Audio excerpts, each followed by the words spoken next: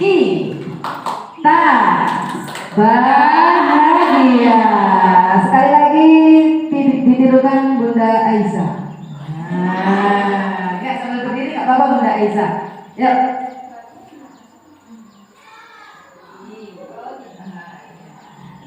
Tepuk cinta lagi. Tepuk cinta. Cinta. Banyak cinta. Tepuk bahagia.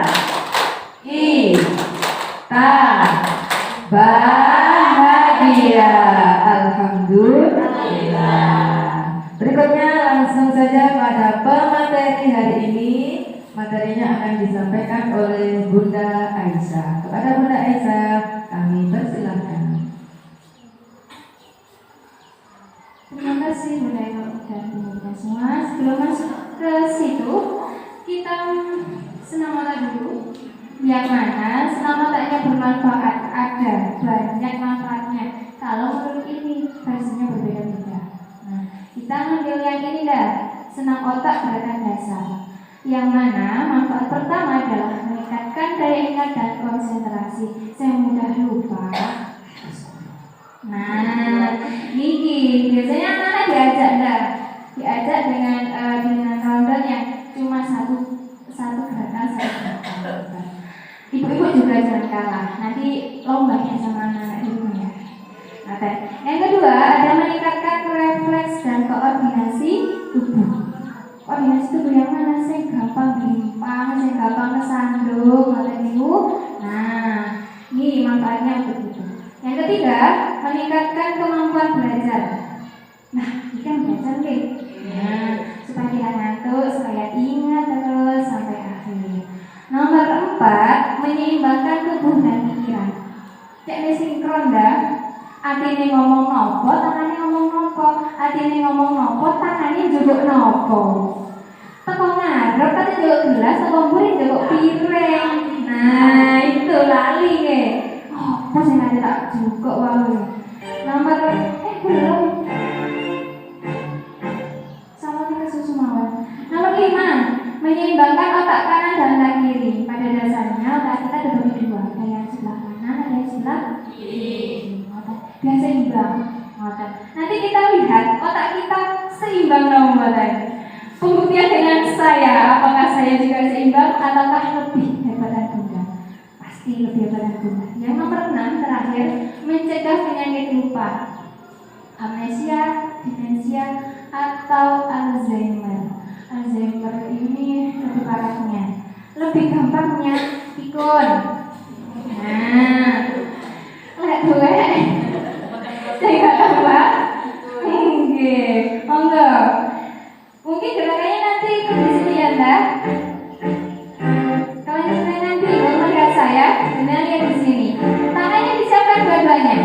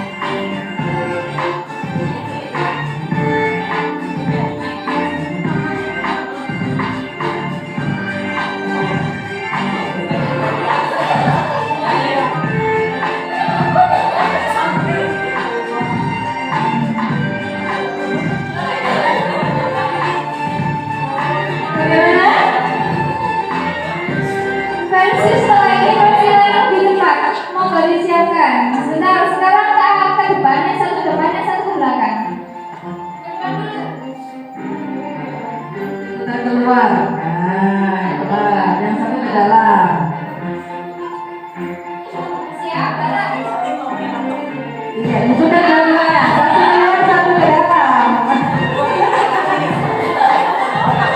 Setidaknya kita sudah bisa tersenyum mudah-mudahan. Sudah bahagia. Ya, sudah bahagia.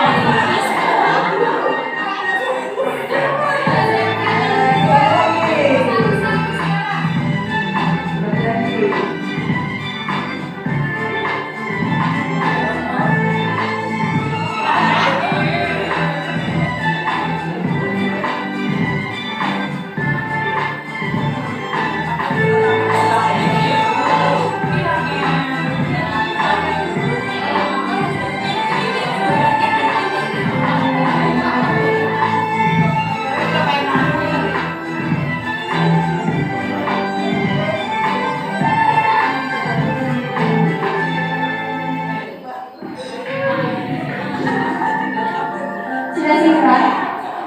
Sudah sama? Sama, itu yang membuat meskipun nggak sama, tapi kita tetap bahagia. Nah, ada pula sama seperti ini, menjadi punya mas kamu cuma gini set. Saya ikut bingung. Nah, itulah letak bahagianya ya Bunda ya. Terima kasih. Kita lanjutkan ke materi yang kemarin, komunikasi efektif yang ketiga. Kemarin ada A, B sampai apa Anda? Sampai Z? Oh sampai E. Ada apa? Oh sampai E. Ya sampai E. A, B, C, D, E. Kalau A, aktif mendengar. Kalau B, bahasa tubuh atau gestur. Sekarang yang ketiga, contoh baik atau contoh yang baik. Siapa yang mencontohkan? Anak-anak belajar berkomunikasi melalui mengamati orang-orang di sekitar mereka. Nah, anak-anak sama siapa? Lebih banyaknya sama ayah atau sama ibu? Atau sama saya di sekolah? Punya ibu di sebelah sana, tapi ikut saya. Karena apa? Karena sekarang pakai seragam, merasa ibunya kalau di sekolah saya nggak mau ikut ibunya. Dibawa pulang ya Bu? Oh Mas, Bapak sudah dapat ya Mas? Nah, gitu. Nah, contoh yang baik komunikasi itu anak melihat dari sekitarnya. Ibu, bapak, kalau anak itu tidak dikeluarkan, istilahnya menurut saya itu punya tetangga, tapi jarang bersosialisasi. Nah, maka dari contoh yang buahnya itu ya ibu. Kalau seperti itu, tapi kalau anak kasarannya beda, ada kan? Orang tua itu pikirannya ada yang benih, yang matok. Wes tak umbarai, ada juga yang seperti itu. Kalau yang diumbarai seperti itu, banyak contohnya di luar sana, lingkungannya. Kalau cuma di rumah, otomatis ayah sama ibu. Kalau porsinya lebih banyak dengan ibu, ya ibu itu contohnya. Kita sudah baik apa belum? Kita berkaca diri. Saya maksudnya juga. Kalau kita kan saya dengan jenengan, bukan jenengan dengan saya dulu baru jenengan. Terus yang kedua, mereka membutuhkan kita untuk menunjukkan cara berkomunikasi yang baik. Ibu lek ngomongnya, janggu mereka di sekolah sama kan? Di sekolah sama. Kalau juga dengan pakai gerakan dengan gestur tadi yang B, ya. Nah, sama. Anaknya bilang ngomong itu ya dengan gestur. Gestur ibunya itu seperti apa? Kita pengen tahu ini anaknya sopo. Ngoten nggih? Anaknya sopo sih. Ngoten kan biasanya kita nggih. Nah, itu dari komunikasinya. Mesti kalau komunikasi ini katutannya gestur tadi. Yang B, bahasa ibu. Kita lanjutkan. Kendali diri bukan kontrol diri. Kendalikan diri enggak, bukan dikontrol, dikendalikan. Kalau kontrol itu berarti sudah lepas.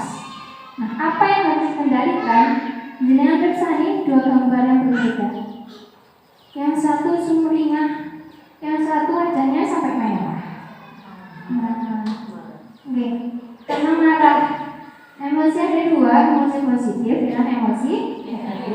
Kalau positifnya ada bahagia, ada sangat bahagia, ada hanya tenang. Anaknya nangis, bukan dijamin dah kalau di sekolah rupanya bukan, supaya dia meluapkan emosinya, biarkan selesai menangis. Nah, ada nanti materi yang di depan, nanti ya, maka nih bijinya nih.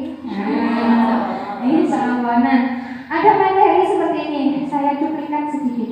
Anak nangis, wah, sakit kemarin itu. Nah, seperti itu. Nah, itu yang tidak boleh, salah satunya seperti itu.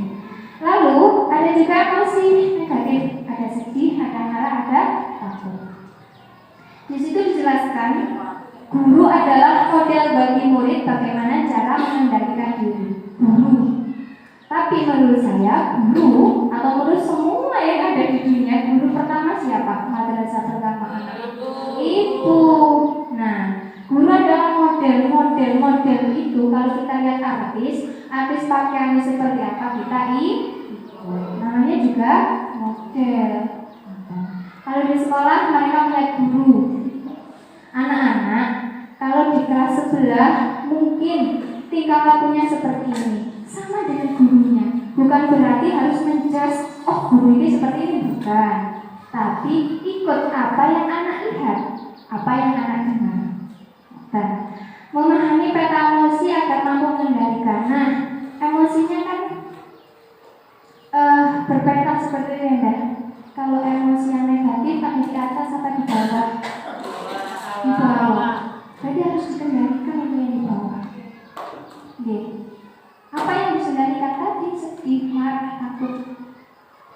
Yang paling menakutkan bagi anak itu adalah emosi marah. Oleh yang jiwit, oleh yang gebuk. Kalau terlalu marah. Selanjutnya, nah, contohkan lewat kata-kata atau perbuatan. Ada 3 kata ajaib. Kalau jenengan lihat Google, ada yang mungkin menyebutkan 4 kata ajaib, ada juga yang menyebutkan 5 kata ajaib. Terserah yang menyebutkan. Kalau 3 kata ajaib ini ada tolong, ada terima kasih, ada maaf. Kita juaran sekali ke anak kita. Kalau saya, ke anak saya jarang, ke murid saya bener. Ngoten. Kata ajaib itu apa? Tolong, nak, tolong ambilkan. Beda dengan le jupukno. Beda kan Ibu? Kalau kita kasih tolong, anak-anak itu tahu kalau kita ini butuh bantuan. Kalau cuma kita bilang le jupukno itu loh, cuma gelasnya 2 kulkas misalkan. Nah, kan diperintah seperti itu. Bukannya kita minta tolong. Kenapa kok dikatakan ajaib? Karena kalau kita bilang tolong dan tidak atau tidak tolong itu berbeda. Yeah. Yang kedua ada terima kasih. Setelah anak mengambilkan gelas di dalam kulkas tadi, terima kasih sudah mengambilkan gelasnya. Terus yang ketiga ada maaf. Kita merasa kita yang paling benar. Jadi kita jarang sekali minta maaf. Padahal kemarin yang disebutkan yang berbenah diri sebenarnya adalah kita atau ibu. Yang keempat yang tidak disebutkan di sini ada permisi. Anak-anak dibiasakan di sini kalau melewati teman, guru atau orang lain itu permisi sambil membungkukkan badan. Itu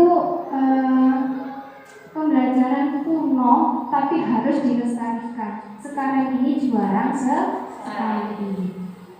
Malah orang duduk. Nah, seperti itu jarang bilang permisi. Paling tidak meskipun orang lain tidak mendengar apa yang kita ucapkan, ya sewu. Kita biasakan kita bilang dulu. Apa yang kita lakukan tadi dikenali oleh anak atau dicontoh oleh anak. Yang kelima, ini silahkan. Ada silahkan. Silahkan dimakan bunda, silahkan. Mempersilahkan anak, memberi kesempatan anak. Misalkan, bunda, aku mau ambil itu tapi di atas. Silahkan jenengan coba. Kalau jenengan bisa, silahkan ambil. Bukannya langsung diambilkan. Misalnya mau ambil mainan di atas. Bunda, aku mau ambil di situ. Ya, sambil ngambil, kita yang ngambil. Itulah yang membantu, tapi itu Lalu hilang. Oh, belum D, masih ada di atas ini. Nah, tadi sudah 5 ya? Oh ya, sudah D, benar. Yang keempat, 2 arah. Panjenengan tahu di jalan biasanya ada rambu lalu lintas 2 arah, bisa putar balik. Nah, kita juga sama. Saling berkesempatan mengeluarkan pendapat, tanggapan, ide, argumen untuk mencapai kesepakatan bersama. Kesepakatan dengan siapa? Kalau kita ngomongnya dengan anak, ya dengan anak. Kalau saya dengan jenengan, berarti kita cari kesepakatan bersama. Bukan berdua, karena kita berbanyak. Oke. Cari kesempatan, gali kesempatan. Gali kesempatan untuk mengeluarkan pendapat sama anak. Bukan kita yang mendikte. Riaya meni kating jajan opo. Misalkan kita nggak tanya, kita nggak jajan opo kan, anak-anak nggak suka. Jajan opo bener? Jajan yang tuwek, gitu sih. Itulah kita nggak ngasih kesempatan untuk anak. Misalkan ada kan sekarang jajan online, jajan yang berkeliaran di HP, yang banyak yang benar. Mulanya kalau satu si Ibu Rehan, setiap hari jajan tok. Anak saya lihat. Bunda ini jajannya siapa? Jajannya orang. Kalau aku mau nggak beli. Aku mau lihat. Bunda aku mau ini. Aku mau ini. Pilih. Tapi tadi ada 2 arah kesepakatannya. Nah, kalau pilih yang cookies, nastar, harganya mahal. Kalau jenengan pilih jajan kertas, itu murah, Bunda bisa beli. Oh iya wes Bunda, beli yang kertas aja, nggak usah beli nastar mahal ya Bunda. Nah itu namanya 2 arah Bunda kan. Tanya anak apa yang anak mau, tapi kita juga bisa nawar. Kalau anak bisa memahami bahasa kita gali dengan bahasa anak-anak. Bunda, aku mau Yupi. Wah, Yupi ku permenle. Nek dimakan setiap hari bikinmu sakit misalkan. Terus Bunda, kita cari yang lain. Nah ini Bunda, jajan putri salju. Waduh mahal ternyata putri saljunya. Mahal lagi kayak masa tadi loh. Ya wes gak apa-apa Yupi. Sama-sama ini siapa? Ngoten. Namanya gali kesempatan untuk mengeluarkan pendapat anak. Oh ternyata jajan obongan itu loh Bunda. Meja, dan setiap lebaran sih joko uang tuwek kok. Enggak sih joko Bunda le Yupi. Teman-temanku suka. Kan nanti temanku mau ke rumah. Nah gitu. Jadi anak-anak biar mengeluarkan pendapatnya. Enggak harus kita yang menentukan. Oh iya yang ini aku tinggal jajan obongan dan lantari. Apa mana? Sabun, roti kacang, kabeh nggak ada yang suka. Lah, ini dalam yang tuwek lewat aja itu pokoknya amplop boten. Kalau di meja menarik itu diambil. Kalau nggak menarik, Bunda ya nggak diambil. Kalau saya generasi Y, lihat jajan obongan di meja. Betul pulau. Apalagi anak-anak berdua satu ini. Nah, sudah 2 arah. Lanjutnya ada tipenya, cara berkomunikasi tadi. Ada yang pasif, ada yang agresif, ada yang asertif. Yang pasif ini di gambar pertama sebelah sana. Yaitu tadi, besok kita pilih. Bubaran, aku pilih nastar, aku pilih kertas, aku pilih apa? Sesukanya ibu. Tapi belum tentu anak itu setuju. Karena di rumah kita kan sama anak. Dan jangan tahu-tahu pulau kali Bunda elok. Kita sama levelnya, sukanya sama. Karena usianya kita sama. Tapi sama anak, usia kita berbeda, levelnya, keinginannya berbeda. Komunikasi agresif. Bersikap memaksa, tidak mau mendengarkan. Wes, pokoknya jajan obongan le. Bunda, duwe niku jarut. Wis pokok gawe iki. Lho ini kan kok gawe nang tari. Paling enggak ono wijen ning kulkas. Nah, dan tak kayak wijen kok tenang aja enggak tau pingin, tapi tetap tidak suka. Nggih, ada kan ya?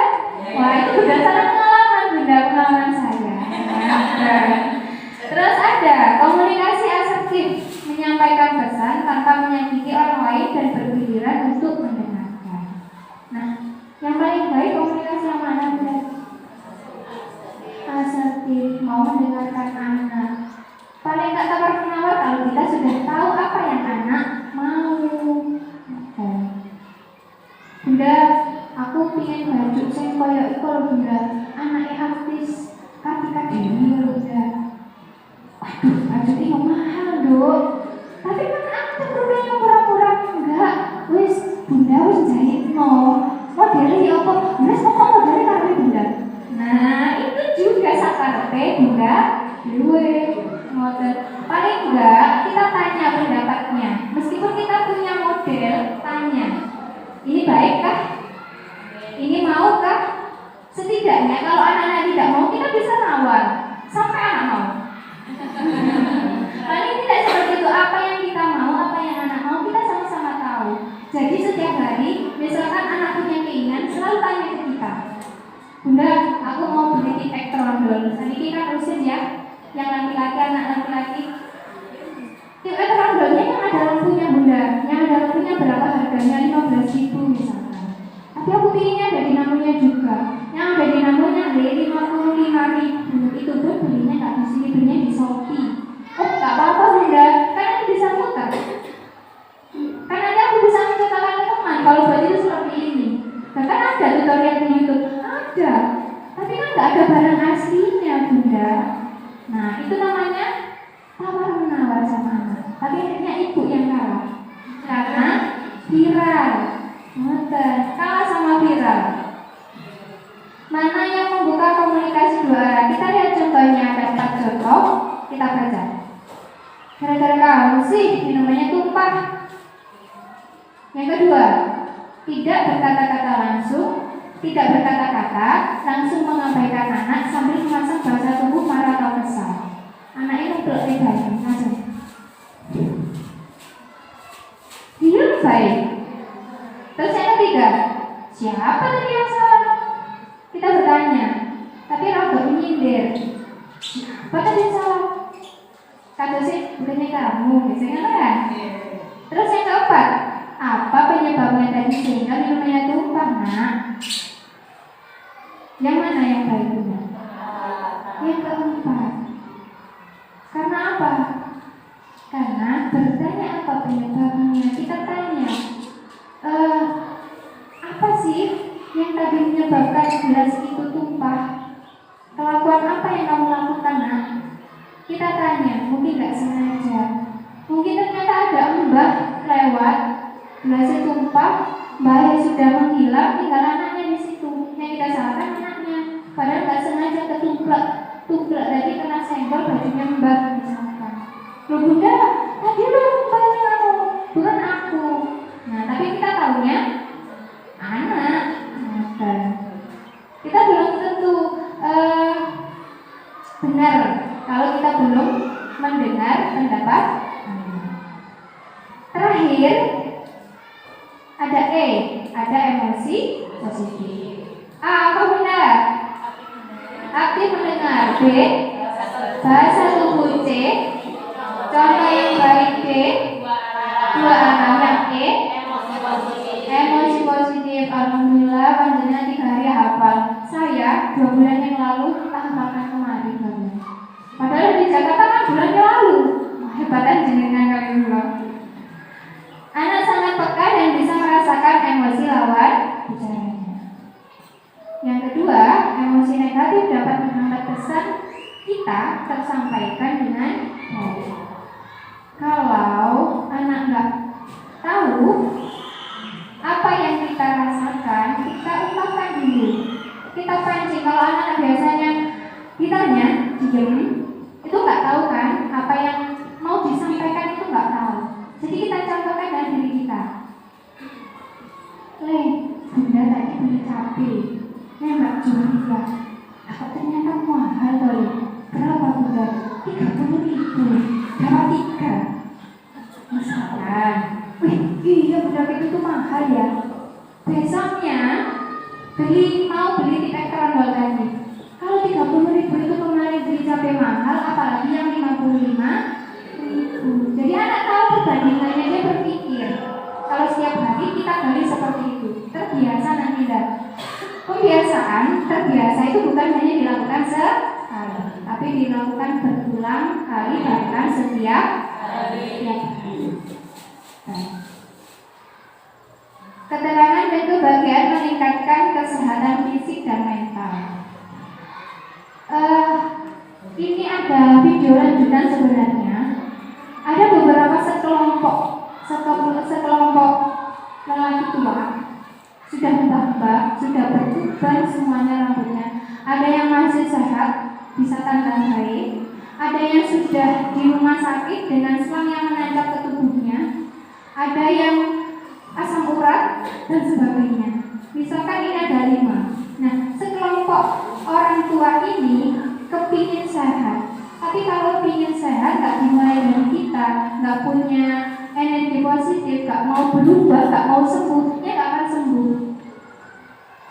Ada salah satu bunda bilang, apalagi sakit yang seperti ini, apalagi sakit yang seperti ini, kalau tidak dalam dirinya sendiri, tidak akan sembuh. Sembuh itu dari mana? Kita bahagia. Rebahan, berbina tapi bahagia. 9 bulan saya mengandung anak saya dengan tertidur, tapi saya bahagia, saya punya anak. Okay. Tapi akhirnya terobati tadi, bisa sembuh. Okay. Ada hormon happy hormones, ada 5. Nah, di mana kelimanya berada di otak kita. Nah, kelima-limanya itu apa? Ada dopamine, ada oksitosin, ada 4 ya Bunda. Ada endorfin, ada serotonin. Di mana yang pertama itu ada reward hormon. Reward itu apa Bunda? Ujian, hadiah. Anak-anak kan biasanya suka kan, ayo ya ngajinya hebat, ada karcis Bunda, lo selalu menyediakan karcis. Biar apa? Biar semangat. Kalau ada rewardnya, semangat. Kalau kamu puasa penuh, teman-teman puasa penuh 1 bulan, nanti Bunda kasih hadiah. Wah, aku besok puasa Bunda, meskipun besoknya gak puasa, aku puasa. Tak tanya ibunya puasa Bunda, enggak Bunda sakit perut. Tapi tak tanya teman-teman puasa. Waduh, aku nanti gak dapat hadiah dari Bunda. Gitu. Namanya juga kepingin ada rewardnya tadi. Sudah menancap, sudah ada di otak kita. Yang kedua, ada oksitosin. Ini adalah hormon cinta. Kita ingin sayangi, kita sudah ingin sayangi, apalagi anak. Ada hormon. Itu adalah ketenangan. Berisi gak enak kan? Anak-anak suka saya tanya, gimana kalau berisik? Gak enak Bunda. Ya udah, kita tenang aja, tanpa teriak. Kalau mau berisik di luar, kalau mau berisik di hutan Bunda. Iya, karena di hutan kan luas ya nak ya. Sudah biasa anak-anak seperti itu. Tinggal turun menyampaikan kenjenengan, dilanjutkan di rumah seperti itu. Yang keempat, ada willpower hormone. Will itu ada keinginan, power itu adalah kekuatan. Kekuatan atau keinginan yang ada di dalam otak itu ya selalu kepingin muncul. Kalau keempat-empatnya muncul, energi positifnya bisa terkontrol. Kita kendalikan ini. Keempat-empatnya kita kendalikan untuk maju, untuk selalu happy, untuk selalu cinta, untuk selalu tenang, dan untuk selalu kuat.